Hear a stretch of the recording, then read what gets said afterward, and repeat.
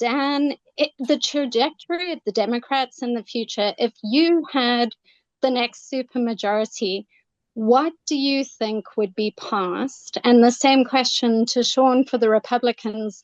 And then just Mark, in terms of if you could look at both, what do you say would be passed as a non-partisan person? Yeah, awesome question. Thank you for that. Thank you for being part of this. Dan, go ahead. Yeah, it's a great question, and I have no idea.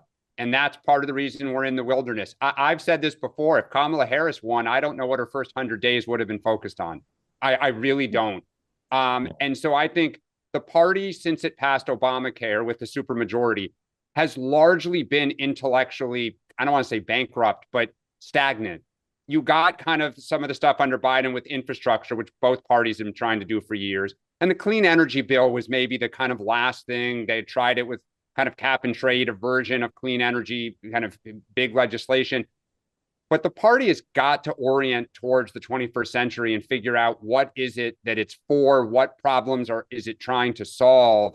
And if he's on here, Alex Costanellis wrote a text to some of us this weekend pointing out that the Democrats don't have an agenda for the future. And I responded, you are correct.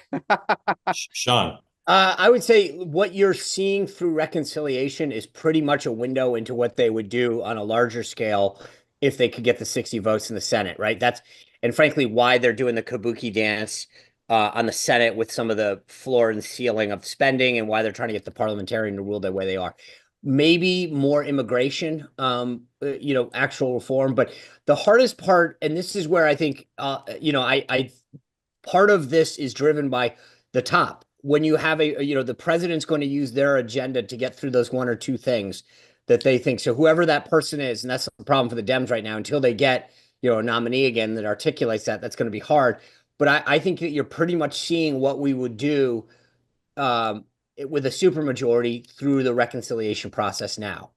Right, because again, just to explain, many of you know, some of you don't, reconciliation is the equivalent of having a supermajority because you can do it with simply a majority under the rules. It limits what can go in that bill. So Sean's right, within the areas of things that can be done in reconciliation, but there's some things that the rules don't allow you to do there. I think the Democrats, if they had a supermajority, would probably try to codify abortion rights as a federal standard. It would be one thing they would do.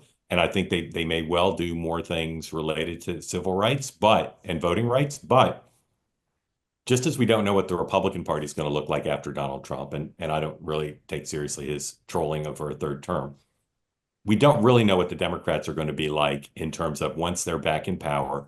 Are they going to go back to being far left, or are they going to have a different point of view?